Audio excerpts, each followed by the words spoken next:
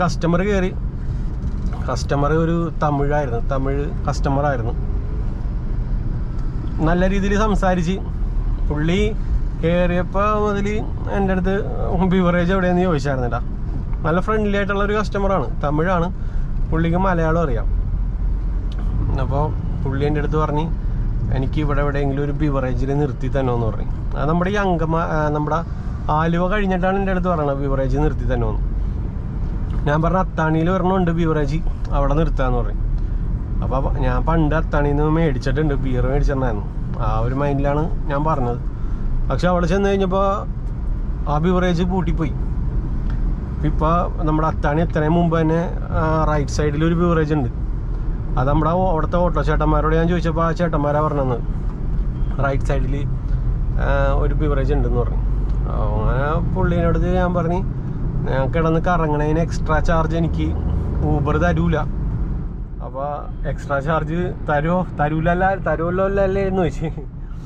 അപ്പോൾ പുള്ളി പറഞ്ഞ് അല്ല, നമ്മൾ കറങ്ങണതിന് ഓൾറെഡി ഊബർ എക്സ്ട്രാ ചാർജ് തരും, വേണമെങ്കിൽ എത്ര രൂപയാണ് ഇപ്പം ഞാൻ നിനക്ക് പേ ചെയ്യേണ്ടതെന്ന് കാണിച്ചു തരാമെന്ന് പറഞ്ഞു. ഞാനപ്പോൾ തന്നെ പറഞ്ഞു അതൊന്ന് കാണിച്ചതാന്ന് പറഞ്ഞു.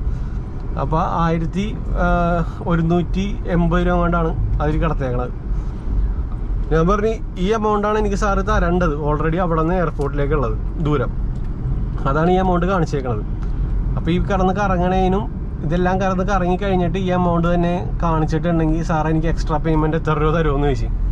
അപ്പോൾ അത് നീ പറയണ പൈസ ഞാൻ തന്നേക്കാന്ന് പറഞ്ഞു പുള്ളി. അപ്പോൾ പുള്ളി പറഞ്ഞു ഒരിക്കലും അങ്ങനെ സംഭവിക്കില്ല, ഞാൻ ഊബറിൽ യാത്ര ചെയ്തിട്ടുള്ളതാണ്, മറിച്ചാന്നൊക്കെ പറഞ്ഞു. ഞാൻ പറഞ്ഞു ഓക്കെ, സ്ക്രീൻഷോട്ട് എടുത്ത് സാർ വെച്ചേക്ക്, അവിടെ എത്തിക്കഴിയുമ്പോൾ നമുക്ക് നോക്കാമെന്ന് പറഞ്ഞു. അപ്പോൾ സത്യത്തിൽ എനിക്കും അറിയില്ലായിരുന്നു ഇത്.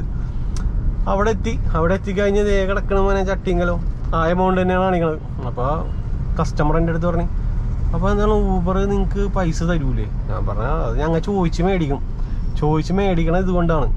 ചില കസ്റ്റമർ പറയും ഇന്ന പോലെ ഊബർ തരുമെന്ന് പറയും. ഇപ്പം നമ്മൾ അവിടെ നിന്ന് സംസാരിച്ചത് കൊണ്ട് സാറിന് ഇത് മനസ്സിലാക്കാൻ പറ്റി, അതുകൊണ്ട് സാറ് സ്ക്രീൻഷോട്ട് അടിച്ച് വെക്കുകയും ചെയ്തു. ഇപ്പം നോർമലി പോണ ഒരാളാണെന്നുണ്ടെങ്കിൽ സ്ക്രീൻഷോട്ട് അടിച്ചിട്ടില്ല, ഒന്നും അടിച്ചിട്ടില്ല, തരാനില്ല. അവിടെ എത്തിക്കഴിയുമ്പോൾ ടാക്സിക്കാരായിട്ട്, അതായത് നമ്മുടെ ഓൺലൈൻ ടാക്സിക്കാരായിട്ട് വഴക്കുമാവും.